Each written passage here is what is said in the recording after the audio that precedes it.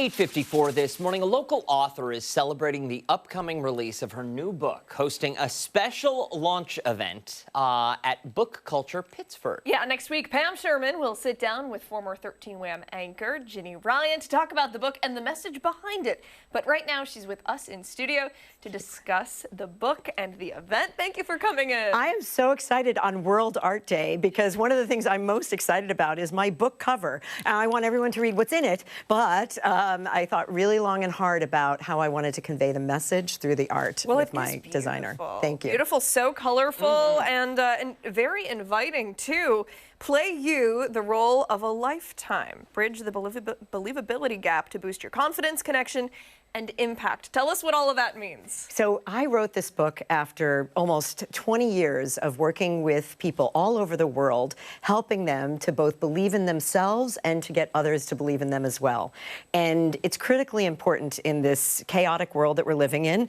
I think we need more humanity, and we need humans to be both feeling trust, but most important, that generosity of understanding their audience and their audience's needs. And as a former lawyer and actor, the book came together by using the metaphor of how acting skills can actually help you be more believable. So what are the skills someone is going to take away with this read? Well, the first thing is the book is very actionable. There's exercises in it, but the most important thing is we take you through a journey, like 4 acts, of understanding your character. What are your character beliefs, aka core values? Then we get you to understand who your audience is, how you tell a story that's compelling, and most important, how you want to show up so that you can impact, lead, and serve those you want to make a difference for. At what point in your life did you decide that you wanted to write this book specifically? Well, it's so interesting because it took a very long time to write because I was busy doing so many other things. I've had a varied career myself. I started out as a lawyer. I left the law because it felt like what I call an ill-fitting suit for me, and I became a full-time working actor.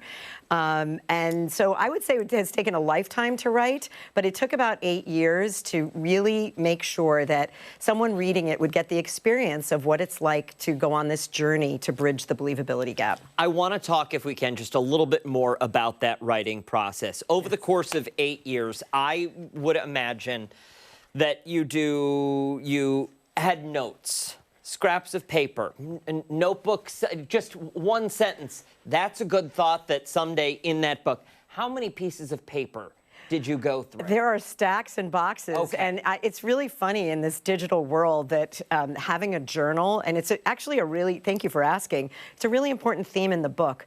I read once some research that writing something with a pen, and this is my take on it, imprints on your soul. And that's what I want for this book to be. Those scraps of paper all come together to create a greater whole that I hope will imprint on the soul of the reader who can actually take action on it in their life. Love that. Yeah. I think the first sentence of a book is always so important. When I met Ben for the first time, I felt like I was watching someone read from a script titled Leader. That's a very powerful first sentence. Thank you. What, if you want to go on, it says, but he wasn't doing it well. You know what? But I love that.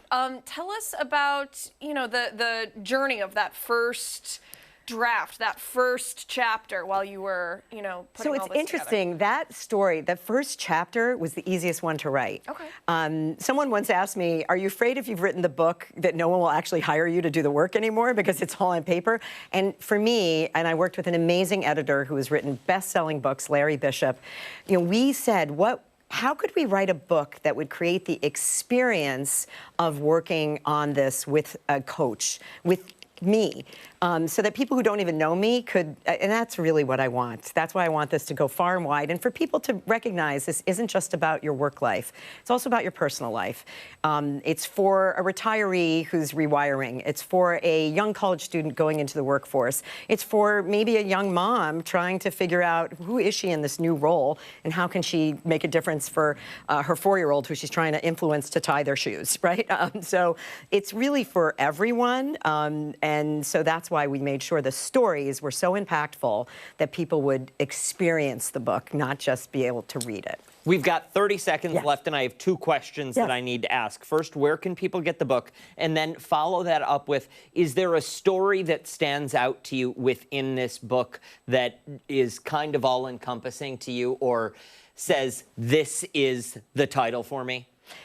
So first, they can get the book on Amazon. We are actually launching on 4/21, so you can buy it digitally, but you could come to Book Culture in Pittsford at 6 o'clock, buy the book there, and meet Jenny Ryan and I and let us talk about the book together. I'm so glad she's doing this in her rewirement.